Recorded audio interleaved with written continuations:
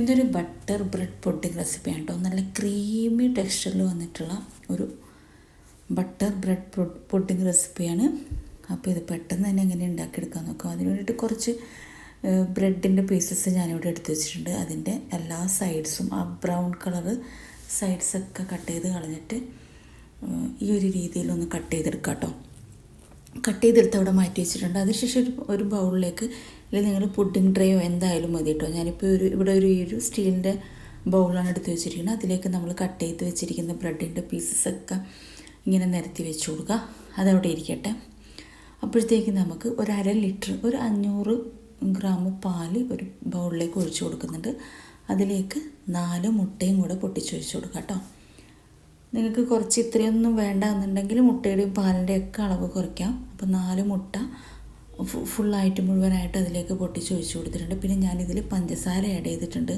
അത് നമ്മുടെ വീഡിയോയിൽ കിട്ടിയിട്ടില്ല കേട്ടോ. അപ്പോൾ നിങ്ങൾ പഞ്ചസാര തീർച്ചയായിട്ടും ചേർക്കണം, മധുരത്തിന് ആവശ്യമുള്ളത് കേട്ടോ.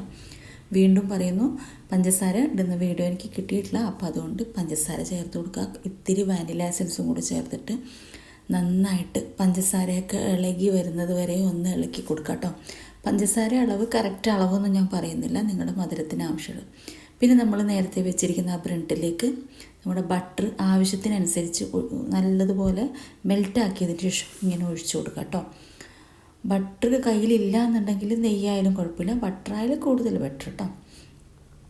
അപ്പോൾ പിന്നെ നമ്മളിവിടെ റെഡിയാക്കി വെച്ചിരിക്കുന്ന ആ മുട്ടയുടെയും പാലിൻ്റെയും ബാറ്റർ അതിലേക്ക് അരിച്ചിട്ട് ഒഴിച്ചു കൊടുക്കുക. അപ്പോൾ മുട്ടയുടെ ഒരു പാട പോലത്തെ സാധനമുണ്ട്, അതൊന്നും അതിൽ പെടാതെ ഒഴിച്ചു കൊടുത്തതിന് ശേഷം ഒരു സ്പൂൺ വെച്ചിട്ട് ഇങ്ങനെ നന്നായിട്ട് ബ്രെഡൊക്കെ നന്നായിട്ട് ഡിപ്പ് ചെയ്ത് വെക്കുക. അതിനുശേഷം നമുക്കിതൊന്ന് ആവിയേറ്റി എടുക്കണം. അതിൻ്റെ മുകളിലേക്ക് ഇത് ഓപ്ഷനിലാണ്, കയ്യിലുണ്ടെങ്കിൽ ഇട്ട് കൊടുത്താൽ മതി.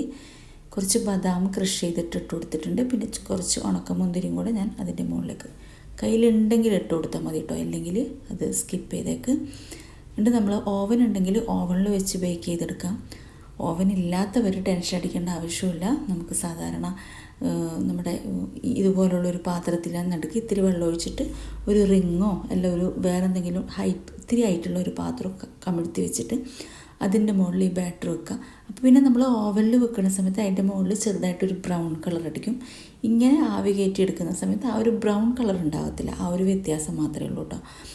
അപ്പോൾ നമ്മുടെ ബട്ടർ ബ്രെഡ് പുഡിംഗ് ഇവിടെ ക്രീമി ആയി ടെക്സ്ചറിൽ വരുന്ന പുഡിംഗ് ഇവിടെ റെഡി ആയിട്ടുണ്ട്. അപ്പോൾ എല്ലാവരും ട്രൈ ചെയ്ത് നോക്കുക, അതിൻ്റെ ഫീഡ്ബാക്ക് അറിയിക്കുക. സൂപ്പർ ടേസ്റ്റാണ്. ഇഷ്ടപ്പെടുകയാണെങ്കിൽ ലൈക്ക് ചെയ്യുക, ഷെയർ ചെയ്യുക, ചാനലൊന്ന് സപ്പോർട്ട് ചെയ്യുക കേട്ടോ. അപ്പോൾ ഇത്രയേ ഉള്ളൂ. എല്ലാവരും ട്രൈ ചെയ്ത് നോക്കിയിട്ട് ഫീഡ്ബാക്ക് തീർച്ചയായിട്ടും അറിയിക്കണം. അടിപൊളി ടേസ്റ്റാണ്. Okay, thank you for watching my video. Thank you.